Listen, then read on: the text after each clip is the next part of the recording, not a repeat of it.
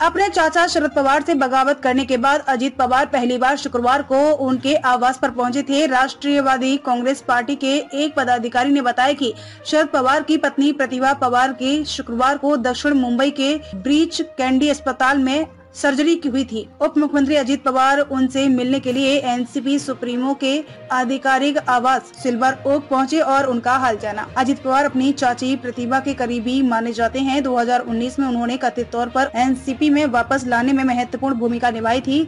अब उन्होंने और देवेंद्र फडणवीस ने विधानसभा चुनाव के बाद साथ मिलकर सरकार बनाई थी। आपको बता दें कि एनसीपी नेताओं के बीच काकी के नाम से मशहूर प्रतिभा पवार को अक्सर पार्टी की मुखिया के रूप में देखा जाता है। हालांकि वह कभी भी राजनीति में सक्रिय नहीं रही। विभागों के बंटवारों को लेकर एनसीपी ने भाजपा पर कटाक्ष किया।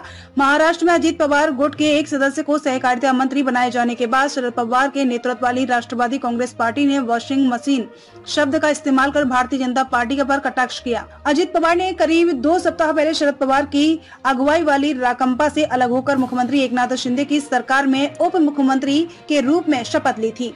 मुख्यमंत्री शिंदे के कार्यकाल से जारी बयान के अनुसार पवार के 8 सहयोगियों को भी विभाग आवंटित कर दिए गए हैं। बयान के अनुसार धनंजय मुंडे को कृषि विभाग की कमान दी गई है। वहीं दिलीप वालसे पाटिल को सहकारिता मंत्री बनाया गया है। शरद पवार नीत राकंपा के प्रवक्ता क्लाइड क्रेस्टो ने दावा किया कि भाजपा अजीत पवार पर राज्य की सहकारी क्षेत्र में घोटाले और भ्रष्टाचार का आरोप लगाती रही है और इन आरोपों का उल्लेख प्रधानमंत्री नरेंद्र मोदी ने भी अपने भाषण में किया था। उन्होंने कहा कि इस घटनाक्रम से कई सवाल सामने आए हैं और भाजपा को उनका जवाब देने की जरूरत है।